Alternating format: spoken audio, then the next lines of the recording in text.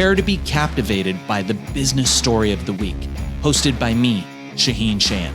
Join us on a journey through the twists and turns of entrepreneurial triumphs and setbacks. Immerse yourself in the narrative and witness the magic that turns dreams into reality. This is Business Story of the Week. And welcome back, ladies and gentlemen. Welcome back to Business Story of the Week. I am your co-host, Joshua, where we navigate stories of entrepreneurship, business success, struggles, and perseverance to inspire you on your next motivational journey, business owner journey. And today we have quite ourselves an established keynote speaker. We know how much you guys love keynote speakers. I personally am quite excited every time we have a keynote speaker on the show. You guys know that. Today we have Crystal Bauer. She is a corporate wellness expert, a popular keynote and TEDx speaker, and the host of a top-rated podcast, Live Greatly, a show that's frequently ranked in the top 1% for shows on health improvement, self-improvement. Crystal is an integrative medicine fellow and physician assistant with a passion for promoting holistic health and well-being. Through her podcast and speaking engagement, she empowers individuals to live their best lives by embracing imperfection and prioritizing self-care practices. I am very excited for this topic. You guys know how much I talk about this and how much I love talking about this. And today we have Crystal. Crystal, how are you doing? You look lovely. Thank you for joining us. Hi, Joshua. Thanks for having me. I'm doing great today. Thank you. Fantastic. Crystal, I'm always a big proponent with self-care. I'm always a big proponent when it comes to, putting yourself first, because you can take care of others better. You can take care of other things in your life better if you put care in yourself first. You cannot pour from an empty cup, correct? But before we get into that, I want to know the story. Where did Crystal Bauer begin? What happened in your childhood, perhaps? Maybe throughout your life? What is the journey that got you here today? And why particularly corporate wellness? Big question. So it's like, where do you go from there, right? Precisely. Cliff Notes version, I always knew that I wanted to go into some sort of helping profession. And Okay. when I went to college, I was exploring options for going the MD route to become a doctor. I was thinking about maybe I'd wanted to go into pharmacy. And then I heard about this thing called a physician assistant. It was relatively newer when I Okay. was getting trained for it. But I liked the idea that I could see patients one-on-one. I could work with a healthcare team, and I could really be able to give back and help people on their journees. So I started working as a PA. I got my master's as a PA, Wow. and I worked in different areas of medicine. And then I ended up being home with our kids, for about 6 years. So I was a stay-at-home mom Wow. for a while. And Mm-hmm. then, my mom was diagnosed with stage 4 lung cancer, which was a really, really hard time. And that led to a lot of soul searching. And that got me back into the world of medicine. And when I went into the Wow. world of medicine, I loved the concept of integrative medicine. I had gone with my mom to see a physician during this process of trying to figure Mm-hmm. out, how to navigate what was happening. And when Mm-hmm. I left this appointment with this integrative medicine physician with my mom, I Mm-hmm. felt more hopeful. And I felt different than when Right. I had gone to some of the other visits. So that Mm-hmm. really piqued that interest for me, what we do have control over that we can Right. incorporate into our daily lives, our Yes. lifestyles, our mindset. So I ended up actually going into practice with an integrative psychiatry practice. And Wow. I saw patients with stress related conditions, different mental health struggles. Right. And then I furthered my education. I became an integrative medicine fellow. So I did the same program that doctor that I was Wow. like, I left that appointment feeling really empowered. I did the same program that she did, and I got that fellowship in integrative medicine. And then, I decided I wanted to take this to a larger scale, and I left clinical practice in 2019, Hmm. not knowing at the time COVID was going to hit. But my plan was to start getting into the speaking world and really take a leap, try Right. and reach a wider audience, start my podcast. Hmm. And now, I've been working on my first book. So that's been I'm excited to talk more about that down the road. But Of course. I have a publishing deal for my first book. So I've been doing a lot of research as well into peak performance and leadership and all these components, which has always been interesting to me because when I was seeing patients, I would see people who would come in who would check all the boxes of what you think will make people happy, and Wow. they had the title, they had the money, they had, I guess, the power, right? But they weren't happy, they weren't fulfilled. A lot of times well-being was sacrificed along the way, Hmm. relationships were sacrificed along the Hmm. way. Hmm. There wasn't that deeper meaning and purpose. And Right. so I really wanted to talk about how can you be happy and successful, and how can you really live your life to the fullest and excel in your career doing things that really light you up each day, instead of, I guess, sometimes the mundane or the drudgery that sometimes people think of when they think of work. So Precisely. that's, part of my passion is really to inspire and empower people to really reclaim that in their professional lives and their personal lives. That's fantastic, and how inspiring how early you figured out that you wanted to help people. Like from the get go, you said you've always wanted to get into a sort of helping profession, and you transitioned that greatly into not just helping people lives individually, but then helping them in their career, professionally, and now into speaking, into corporate wellness. I think it's a wonderful transition. It just feels natural for you as well, the way you told that story just now. How do you feel like now that you've so Crystal, we are transitioning. We are talking about transition earlier, how you went from your practice, and I guess this is my question. My question is going from your holistic practice into corporate wellness and like speaking. Um, what were the challenges basically that you faced from the get go? Because you started your practice at an individual level first. Of course, you got your master's, you're a physician assistant, and now it seems like a big step, going from that into corporate wellness and then just massive coverage. Talk to us a little bit about that, and a little bit about how the audience are probably looking for a similar kind of step to take. How would they manage it? Right. Well, I took little steps in between, but it was a really Hmm. big leap for me. I had done a little bit of lecturing at Okay. to some PA students where I got my Hmm. master's. So I had some of Hmm. that, I guess, speaking, talking to larger groups under my belt. But Right. making the leap from one-on-one patient care, right, where you're talking with someone one-on-one about some of these things, to you're standing in Precisely. front of a large audience or a large Yes. group, or sometimes smaller groups depending on the event. Hmm.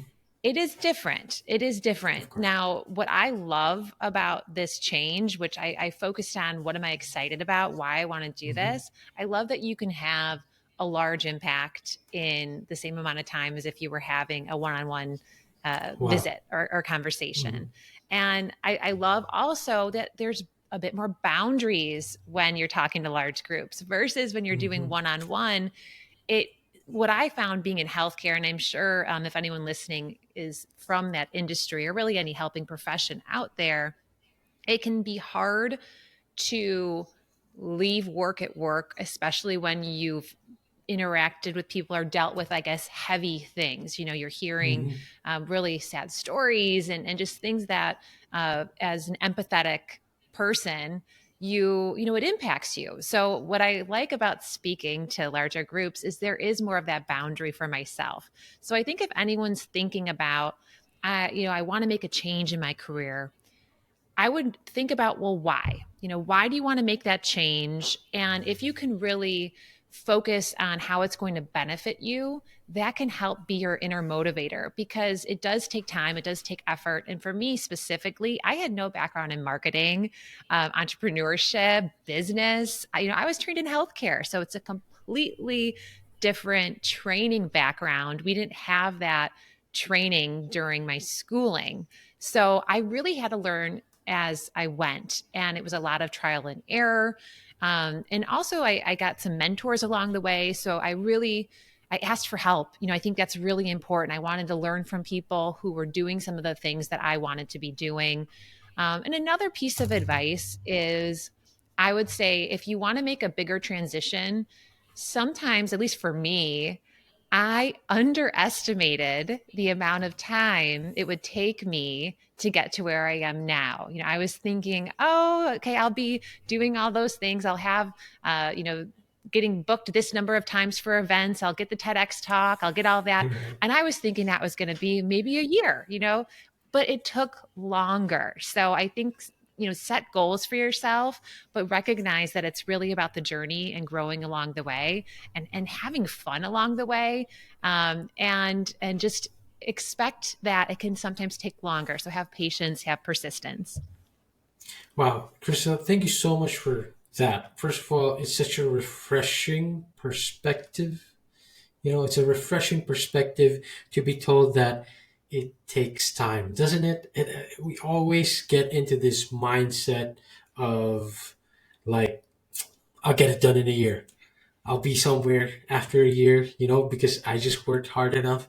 But it's great to be reminded that just put in the time, put in the effort, and we'll get there eventually. And I also do love that you said the why. What is your why? Talk to us a little bit about that. What is your why, Crystal? I don't have one specifically like that is coming to mind. Like this is my one sentence of my why. But what I Mhm. do know is that I want people to live up to their potential, whatever that looks like for them. So my goal really with speaking and everything that I'm doing is to help each individual person that's hearing me speak or that I'm talking to really find their way and I guess wake up a little bit, right? So sometimes I think we can get caught going through the motions and people can be living lives that are not as fulfilling to them. So I really want people to recognize that they do have a lot more power, a lot more control over their well-being and their happiness and their success than they recognize, and that small changes, small habits can have a really big impact. So I'm all about looking at things in a new way, giving yourself permission to approach situations in a new way, to view things in a new way, and really to redefine yourself no matter where you're at in your life, personally or professionally.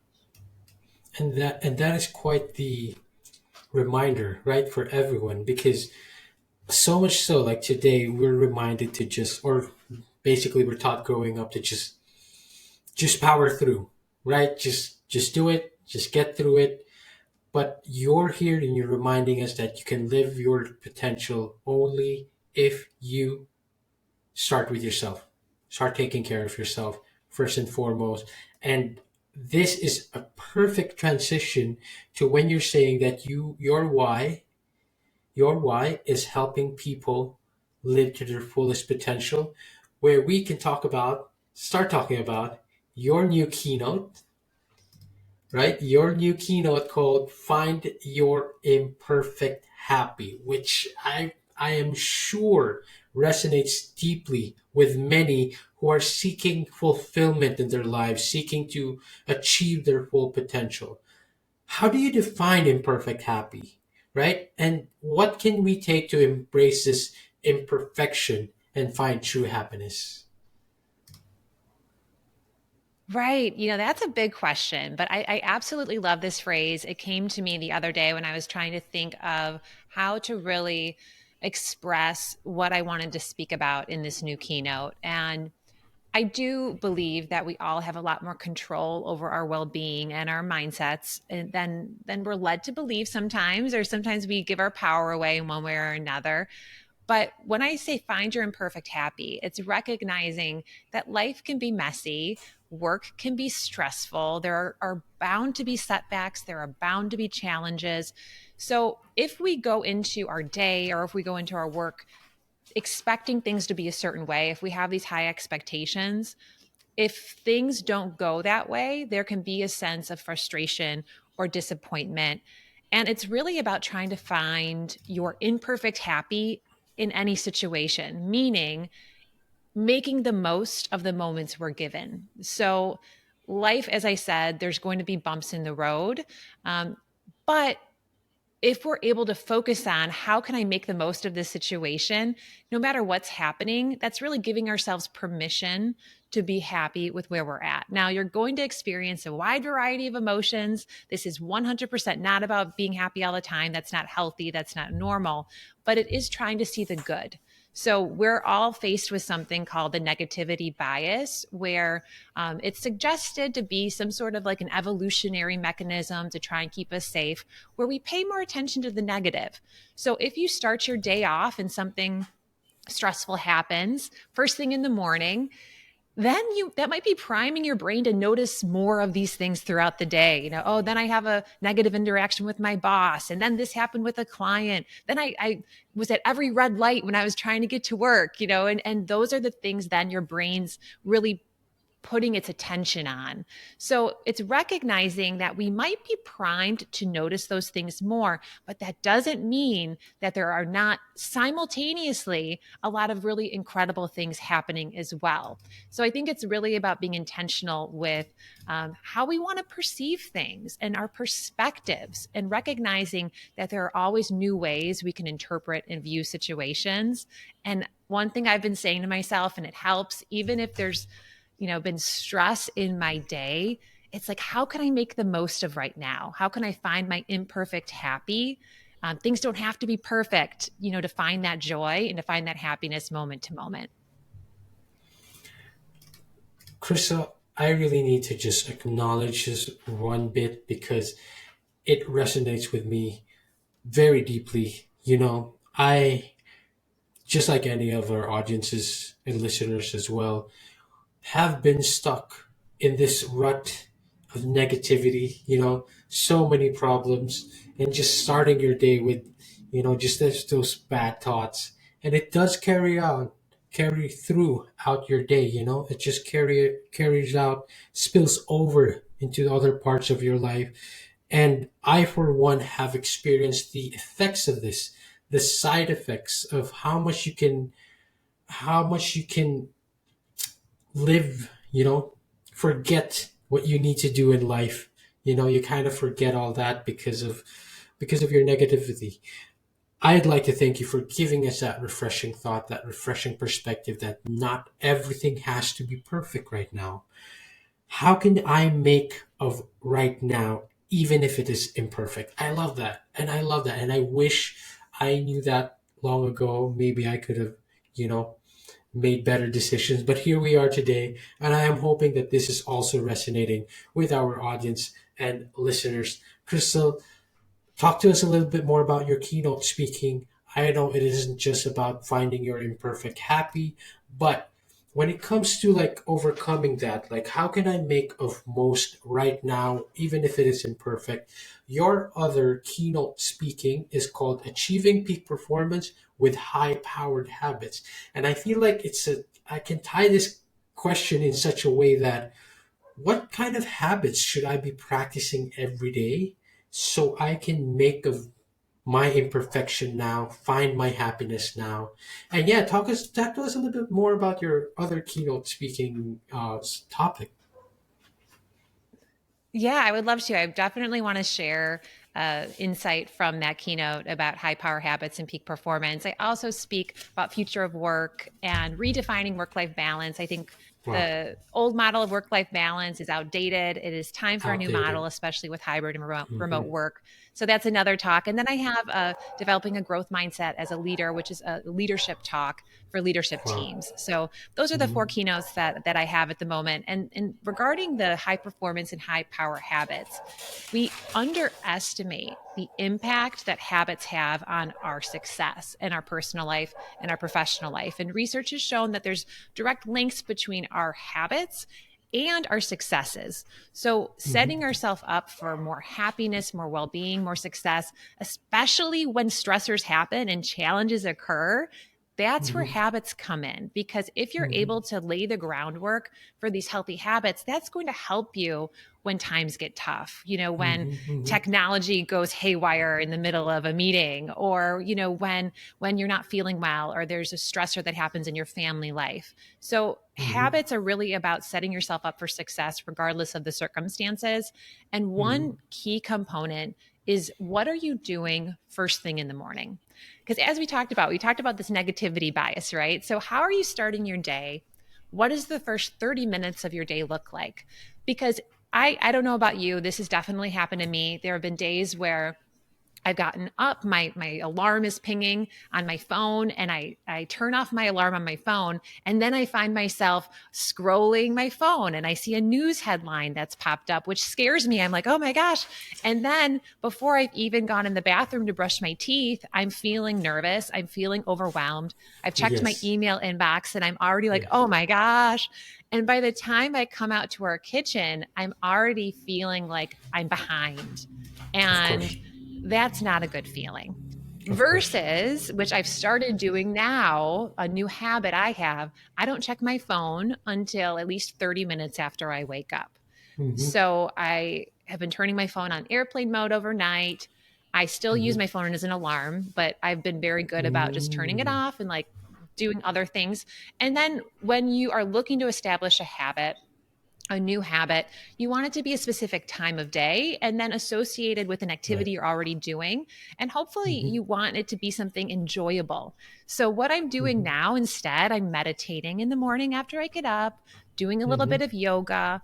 And then Mm-hmm. I am getting myself prepared for the day. I'm making my kids' lunches. I'm setting myself Mm-hmm. up for success. So when the hustle and bustle of the household begins, I'm Mm-hmm. like, I'm feeling good. I've had time to myself. I feel Right. prepared. And Right. then later, I can, when I'm ready intentionally, I can check my phone. I can be intentional about these things. So that's a simple one, but it Mm-hmm. really can significantly impact your performance and your well being, Mm-hmm. is having those boundaries with your phone first thing in the morning. Oh, that is a fantastic advice. I am sure everyone relates to that. Opening your phone soon as you wake up and just overwhelming yourself with everything. You haven't even gotten to a point of taking care of yourself first, and you're already worrying about things we can't control. It's such, Yes. common tale. A tale as old as when, our phones existed. It's been there and it's distracting us and it's taking us away from what we should be doing for ourselves. And I love that. I love that you gave us specific steps. When we talk about this, sometimes, the common reaction is like, ah, I already know that. I know I shouldn't be checking my phone. I know, but the intentionality of it and the way you put it out, that, first of all, I love that advice. Airplane mode, put it on airplane mode. If you can, lock up that phone. You can still use it as an alarm. You can still use it as an alarm, but then, be intentional with your time. And all it takes is the first 30 minutes of waking up, the first 30 minutes of your day. Crystal, thank you so much for that wonderful insight. And as much as, we'd love to keep you on here a little longer, with all your lovely insights and just encouraging us and motivating us to take care of ourselves. I do want to wrap this up in such a way. I always wrap it up this way. And what I ask is, what does the future look like for corporate wellness? But more than that, what is the future? What does the future look like for Crystal Bauer? What are your Ooh, big aspirations? questions. Well, what would I love the future to look like for corporate wellness is, I would love for there to be more micro breaks incorporated into the Oh, workday, more flexibilities for workers to really flex their wow. unique talent muscles on their own terms. And I think, hybrid work is here to stay. So I think Mm-hmm, giving mm-hmm. workers more autonomy and more empowerment over how they want to do their jobs, how they best Right. do their jobs, Mm-hmm. And so I think that's really where I would love to see it go is embracing that more, giving employees more control over some of those things, and Right. focusing more on the productivity side of like the output versus the time Yes. clocked in. I think that would be Yes. a great way to go about it. And Mm-hmm. then future for me, well, I have within the next year, I'll have my book coming out most likely. Yes. So super excited about that. So Mm-hmm. I see in my future, I see a book launch, speaking engagements, hopefully getting to talk to a lot of really wonderful groups to inspire and empower them. And Mm-hmm. just having a lot of fun along the way with my family and my loved ones, and trying to have make a positive impact. That's lovely. And if you aren't already making such a great impact, I wanna relate it back again to your podcast. It's called Live Greatly. I invite the audience and listeners to check that out. And if anything, that is such a great, you know, summarization of what you preach, of what you say, how to, take care of ourselves, live to our full potential, but not just individually, also in our careers. I love that we do need micro breaks. That we do in the future. It should be the normal. Crystal, I'd like to give you this opportunity. Of course, where can we find you? Where are you most active? Instagram, LinkedIn, perhaps. Where can we find this new book that's coming out? We're excited. We want to see it. Yeah, I'm excited too. So, my website's www.livegreatly.co, and people can learn about my speaking topics, and contact me about all that stuff on there. I'm active on LinkedIn. I'm active on Instagram, and I'll be sharing more about my book as it comes, as it starts to roll out. So, people could join my email list and definitely be kept in the loop. Or if they follow me on social media, they'll also be kept on the loop with all that stuff too. And then my Awesome. podcast is available on all the major podcast platforms. All right, fantastic. Ladies and gentlemen, it has been a very fulfilling, a very, lovely, refreshing episode today with Crystal. Crystal, thank you so much for your time. Thank you so much for your insight and your energy. We'd love to have you on perhaps next time or another time. Thank you so much, Joshua. Really appreciate it. Fantastic. And to all our audience and listeners out there, see you on the next one. All right, so here's the thing. We try to get a little bit better every day, but we can't do it without you. So if you like the video, make sure to like and subscribe below. And if you have any comments, just leave them in the space under.